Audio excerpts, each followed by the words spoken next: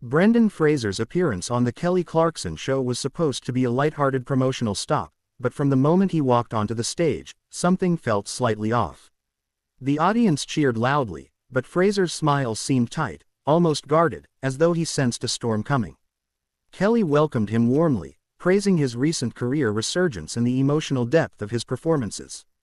Fraser thanked her, but even in those early moments, he seemed unusually tense. He shifted in his chair, adjusting his jacket, glancing toward the producers offstage. Things took a turn when Kelly brought up the topic of Hollywood comebacks. She meant it as a compliment, but the phrase struck a nerve. Fraser had spoken before about his struggles, and revisiting that old narrative wasn't something he looked eager to do. His expression cooled, and he leaned back, choosing his words carefully. Kelly tried to lighten the mood with a joke about how the internet loved him more than ever. Normally, the comment would have made Fraser laugh, but this time he shook his head and replied that some parts of the media only liked him when it suited them. The audience let out an awkward chuckle, unsure if he was joking. Trying to recover, Kelly shifted the conversation to his latest film project.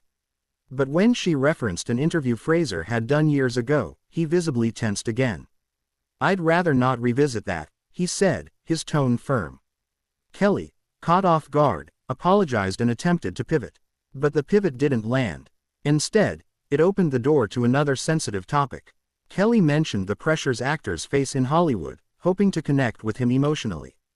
Fraser, however, interpreted it as a dig into his personal life. His eyes narrowed, and he asked why every appearance seemed to turn into a discussion about his past rather than his current work. The studio grew uncomfortably quiet. Kelly tried explaining that her intention was supportive, but Fraser interrupted, saying he was tired of being boxed into the same narrative every time he sat on a talk show. He insisted he was there to discuss his craft, not to be psychoanalyzed. Kelly attempted to restore the flow, smiling through the awkwardness, but Fraser wasn't moving past it. His frustration was building, and the tension was impossible to ignore. Audience members exchanged uncertain glances, unsure whether this was real or a scripted segment.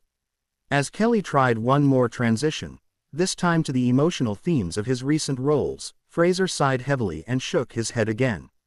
"This isn't working," he muttered, loud enough for her in the front row to hear.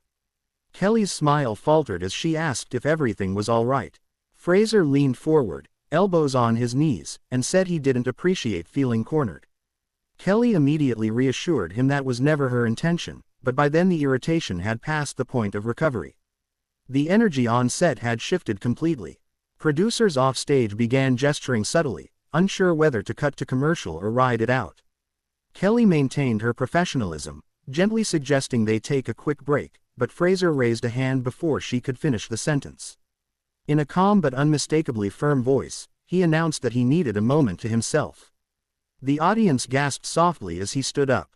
Kelly called out his name, attempting to defuse the situation, but he simply nodded politely and said, "I think it's best if I step away."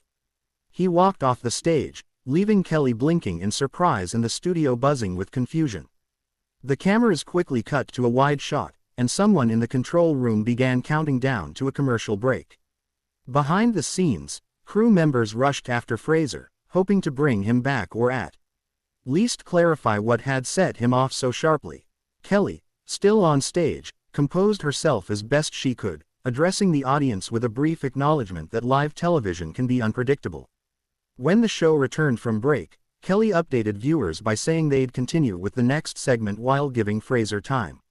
She kept her tone respectful, refusing to escalate the drama further. The moment instantly became one of the most talked about segments of the season, leaving fans and viewers stunned. Whether Fraser returned later or not, the tension of that unexpected walk-off guaranteed that the interview would be remembered for a very long time.